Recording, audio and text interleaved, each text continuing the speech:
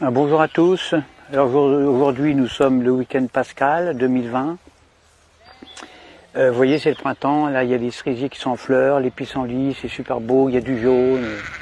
Le jaune c'est super. Alors je me présente d'abord, je suis berger. Je possède des milliers et des milliers de moutons qui m'obéissent au doigt et à l'œil, et aussi à la baguette. Mon rôle de bon pasteur est de les protéger avec amour, donc je les nourris bien, j'en prends soin. Un mouton, parce que je sais qu'un mouton bien élevé avec amour, eh bien c'est l'assurance d'obtenir une laine soyeuse, de qualité, et une viande fondante d'un goût incomparable. Ça c'est certain, moi j'aime mes moutons. Alors pourquoi mes moutons sont heureux, mais vraiment heureux quand je les tonds? Pourquoi est-ce qu'ils ne réagissent pas? Pourquoi est-ce qu'ils ne réagissent pas quand je les vaccine, quand je les sacrifie sur l'autel de la gastronomie? Il y a un mystère, il y a un mystère. Surtout quand on sait que moi, je suis qu'un petit bonhomme fragile, qui ne ferait pas le poids face à un mouton en colère. Un seul mouton en colère, un seul bélier peut me tuer d'un seul coup. Eh bien le secret, le voici. Pour qu'un troupeau de milliers de moutons soit docile, soumis, obéissant, eh bien il suffit de jouer soit sur la peur, soit sur leurs besoins de sécurité. Exemple. Quand j'ai besoin de les tondre, ou de les vacciner, ou de les confiner, ou même de les mener à l'abattoir, eh bien, je leur crie « Attention, vous avez un loup ! Il y a un gros loup !» Donc là, je joue sur la peur. « Courez vite dans la bergerie, allez vite, vite, vite, réfugiez-vous là-bas !» Besoin de sécurité. Et là, dans une psychose collective, où ils se piétinent les uns les autres, ils se carapatent tous dans la bergerie, sans même réfléchir. Parce qu'ils sont heureux de se retrouver en sécurité, confinés dans la bergerie, loin des dents du loup. La peur court-circuite la réflexion. Elle fait exploser leurs neurones. Alors déjà qu'un mouton, il n'y en a pas beaucoup. Alors pendant que leur attention est dirigée vers le loup, eh bien moi, tranquillement, je les tonds, je les vaccine, je leur tatoue le gigot, je puce les rebelles, je castre les chefs, bien sûr, en leur injectant des médicaments, etc., etc. Et quand j'ai fini mon travail, eh bien, je les relâche tout doucement par petits groupes. Alors c'est vrai qu'ils se sont fait tondre, ça ils s'en rendent compte, ils le voient, mais ils sont heureux d'avoir échappé au gros loup. Ils sont tondus, mais encore vivants, donc contents, heureux.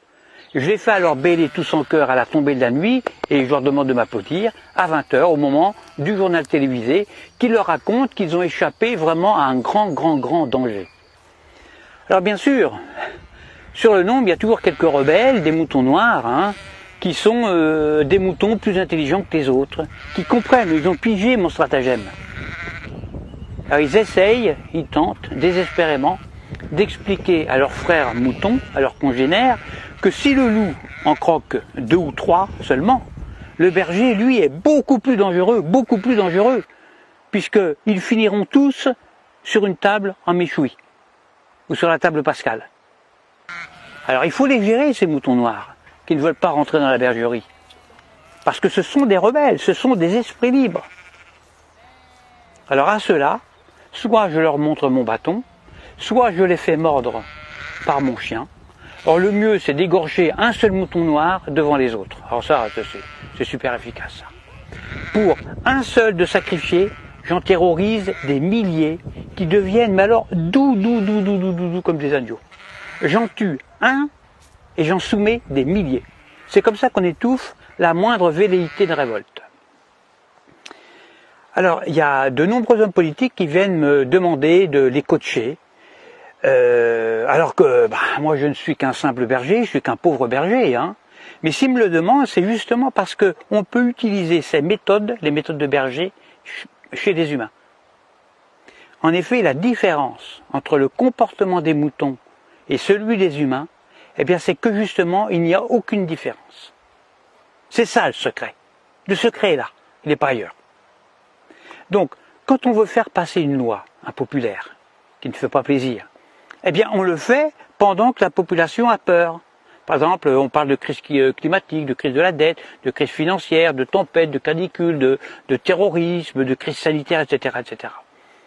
À cause du coronavirus, là on joue avec la peur, eh bien on a réussi à confiner non pas des milliers de moutons, mais des milliards d'humains sur toute la planète, sur toute la Terre.